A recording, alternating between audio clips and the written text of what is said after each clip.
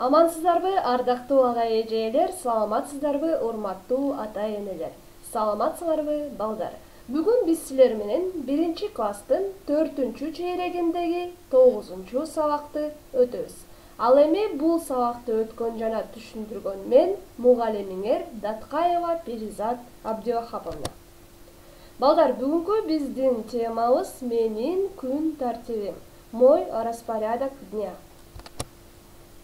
Келгиле, азыр бул сөздөрдү менин артымдан кайталагыла. Повторяйте это за мной, эти слова новые.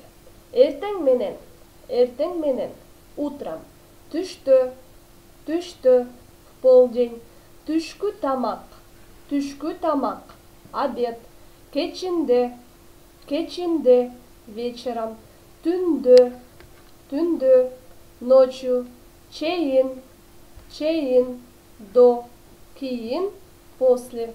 Ушул сөздөрдү сөздүк дептерге жазган. Напишите эти слова в словарной тетради. Келгиле, балдар, азыр биз Күкү деген кыз тууралуу мультфильм көрөбүз. Күкү өзүнүн күн тартибин кантип бөлүштүргөн. Давайте сейчас посмотрим мультфильм о том, как девочка по имени Күкү проводит свой день. Макулу, азыр чогуу көрөбүз. Илгери Күкү деген кыз болуптур.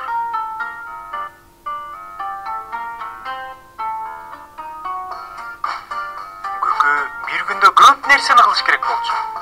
Бирок эч нерсеге жетишчү эмес. Эмне үчүн? Ошентип эртең менен саат чырылдады. Ой, мектепке барыш керек. Бирок көздөрүм өзүнөн өзү жабылып жатат.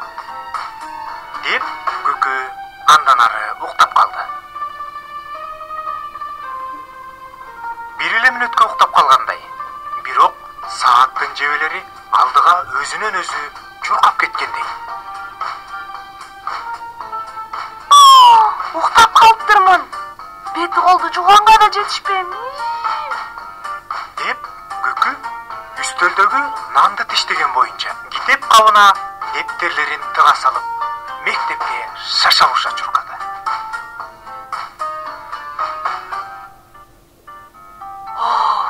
Эптеп коңгуроо болгондо кирип калганым жакшы болбодубу?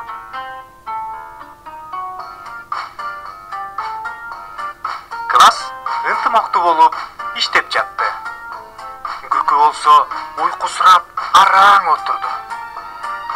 Ошентип бир мезгилде сабак бүтүп калды. Көп нерсе кылса болот. Алдыда бир күн бар да. Бирок түшкү тамакты ичип алып эле Күкү короого ойногону чыкты. Анан ошентип ал ойногу чакта эле бат эле кеч кирип кетти.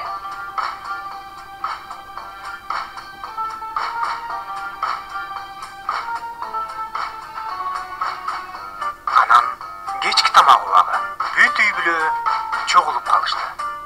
Күкү апасына жардам берген жок. Анын ордуна сыналгыны көрөйүн деп чечти. Ал тигил жактагы инисин да эстеген жок. Абей, ушунча кеч болуп кетти. Мен сабагымды аткарышым керек эле да. Деп Күкү сабактарын эптеп-септеп шаша-буша кыла баштады. Ой, уйкум келди. Бүгүн да эч нерсе кылганга жетишкен жокмун. Эптеп эле сабакты бүтүрдү. Ошентип Күкү терең уйкуга кирди.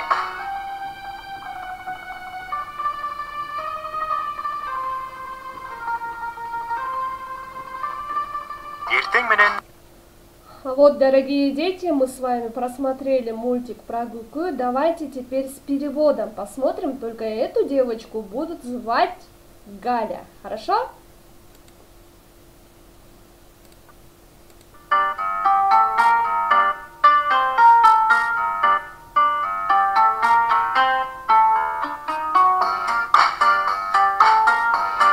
Жила-была девочка Умничка, Галя.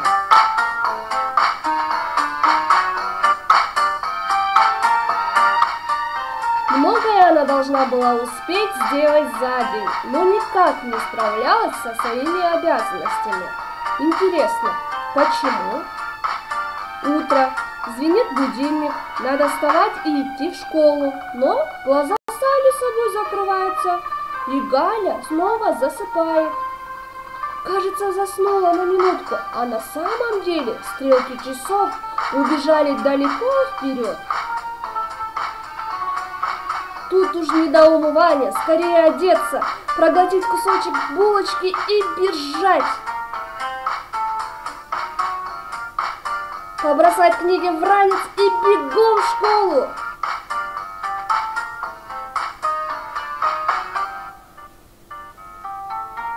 Едва успела сесть за парту, как начался урок.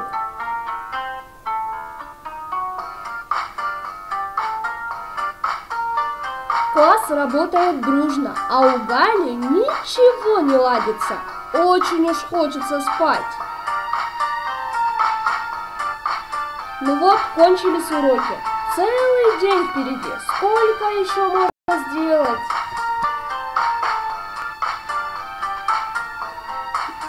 Наскоро пообедав, Галя выбежала во двор.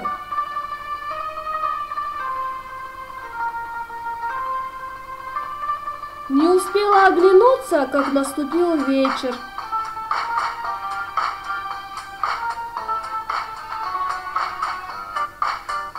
Время ужинать. Вся семья собралась за столом.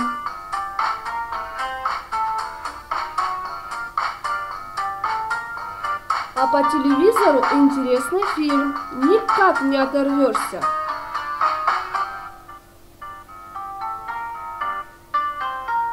Неужели так поздно? Совсем забыла про уроки.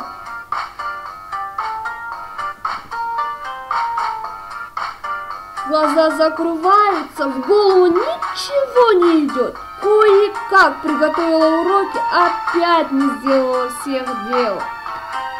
Ложится спать Галя и думает: завтра я попробую сделать все по-другому.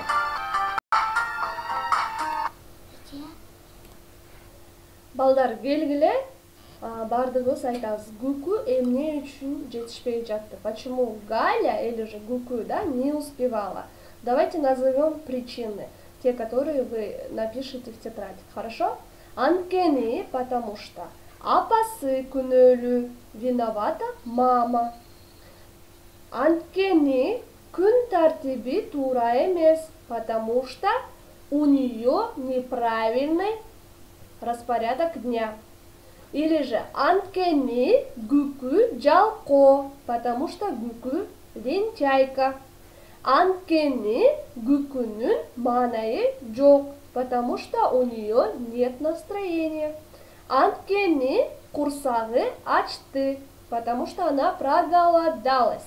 Анткени мугалими урушуп койду, потому что учительница ее наругала. Вот причины, из-за которых Гүкү или же Галя не выполняет правильно или же не проводит свой распорядок дня так, как нужно. Из этих причин вам необходимо выбрать те причины, которые вы думаете, что именно из-за них у нее ничего не получается. Пишите анткени и укажите те причины, из-за которых она не соблюдает распорядок дня.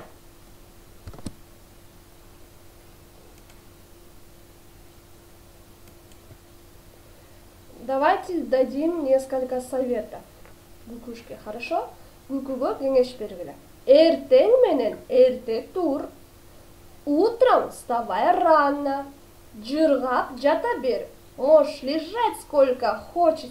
Из этих вот советов вы должны выбрать правильные, хорошо? Курсагыңды тойгуз. Покушай. Күн тартибиңди түз. Составь свой распорядок дня. Тишиңди жуу.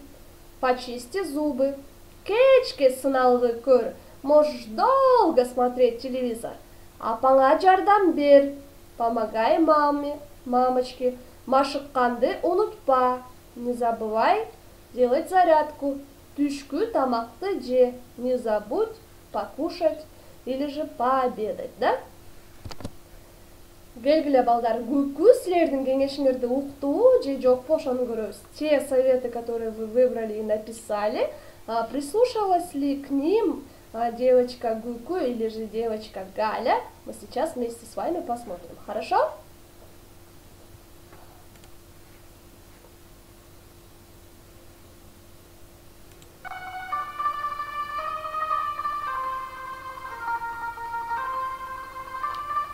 Эртең менен машыгыш керек. Дагы эмне кылыш керек?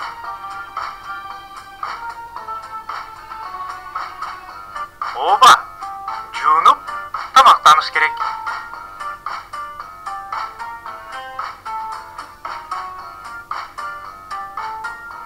Мектепке чейин курбулар менен сейилдөө абдан пайдалуу.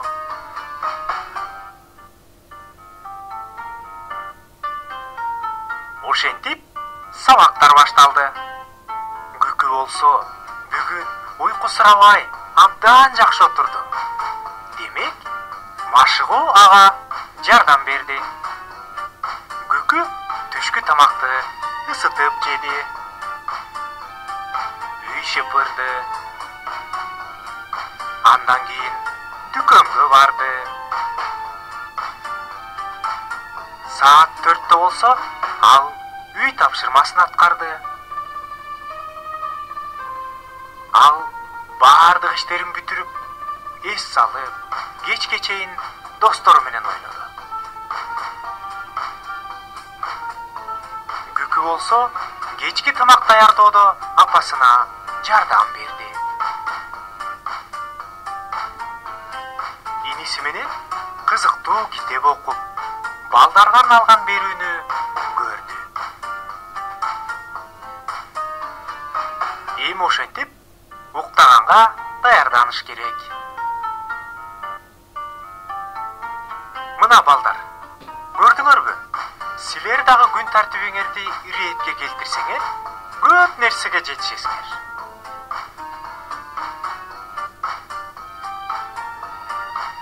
Дети, давайте посмотрим. Она послушалась наших советов. Утро начинается с зарядки. Что еще нужно успеть сделать Гале до утра? Горячий завтрак дает силы на несколько часов.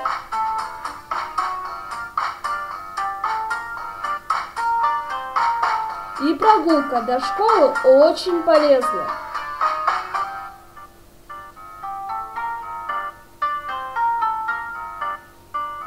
Начались уроки, работа идет быстро, хорошо и спать совсем не хочется. Помогла зарядка. После занятий надо пообедать, нетрудно самой подогреть обед.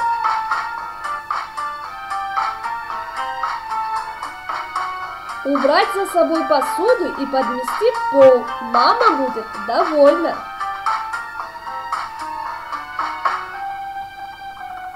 Теперь можно погулять, а заодно купить продукты. Почему нельзя сразу после школы садиться за уроки? Ровно в 16 часов или в 4 часа, да, за уроки. Тихо.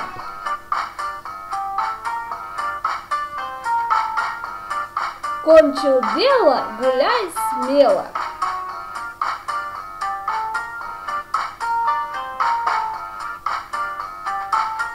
В Галиной семье у каждого свои обязанности.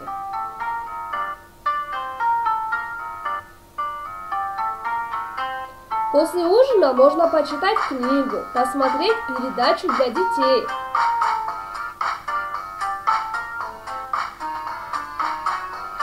Пора готовиться ко сну. Что еще нужно сделать, прежде чем ложиться спать? Почистить зубки, умыться, да? Помните, ребята, многое успеешь сделать за день, если будешь дружить со временем. Поэтому вы тоже соблюдайте свой режим дня, распорядок дня.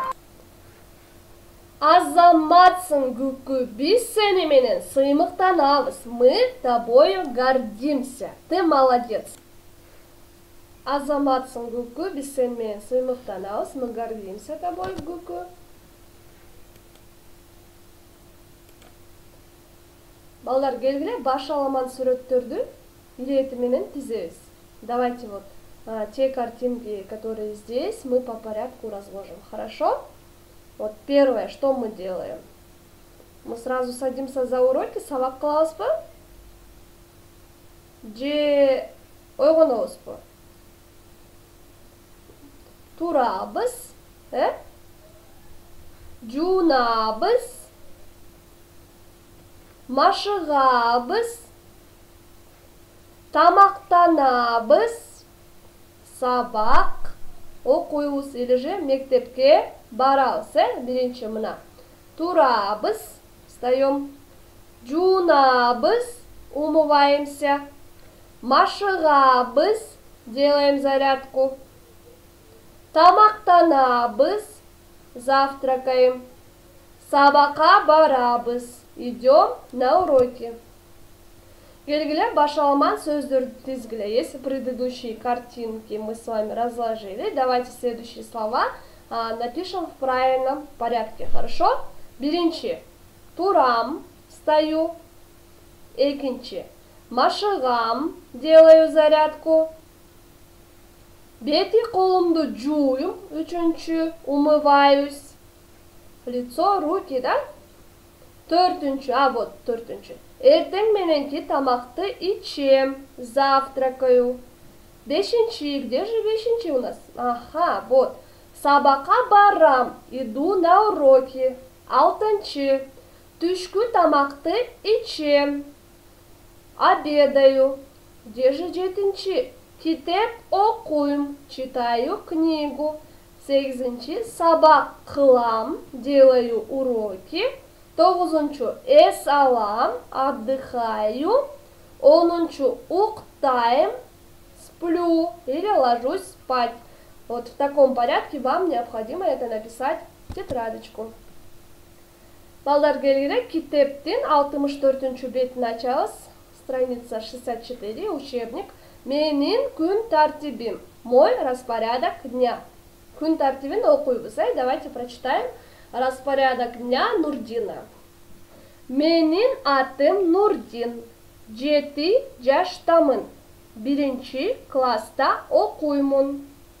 Бул менин күн тартибим. Это мой распорядок дня. 7-де турам, встаю, жуунам, умываюсь, тамак ичем, кушаю или же завтракаю, да? 8-де сабак башталат, начинаются уроки. 12-де үйгө келем, прихожу домой, тамак ичем, кушаю, апама жардам берем, помогаю маме. 2-де музыкалык мектепке барам. В 2 часа иду куда? В музыкальную школу. 4-тө, в 4 үйгө келем, прихожу домой, эс алам, отдыхаю, сабак окуйм, делаю уроки. 6-да, 6 телевизор көрөм, смотрю телевизор, музыка угам, слушаю музыку, тамак ичем. 9-да уктайм. В 9 часов что делаю? Сплю. Балдар, китеп 64-чү бет, 2-чи көнүгү суроолорго жооп бергиле. Давайте ответим на следующие вопросы. Страница 64, упражнение 2, да, это с учебника. Сен саат канчада турасың? Мен саат, ты во сколько встаешь? Мен саат, укажите здесь время, и турамын. Например, мен саат 6-да турамын. Я встаю в 6 часов. Канчада мектепке барасың? Во сколько? Что делаешь? Идешь в школу, да? Саат, укажите время, когда вы идете в школу, и мектепке барамын. Канчада уктайсың? Во сколько ты спишь? Саат, укажите время, во сколько вы спите, и уктаймын. Балдар, силер азаматсыңар. Үй иши, иштептери 38-чи бет. Менин күн тартибим толуктап жазгыла. Страница 38, да, иштептери. Менин күн тартибим толуктап жазгыла, дополните. 7. Пропущенные слова вам необходимо написать. А для этого можете использовать распорядок дня Нурдина, да? Силер азаматсыңар балдар, мен силер менен сыймыктанамын. Урматтуу ата-энелер, ага-эжелер, жана биздин кичинекей бөбөктөр, саламатта калгыла. Бул сабакты өткөн жана түшүндүргөн мугалимиңер мен Даткаева Перизат Абдивахаповна болдум.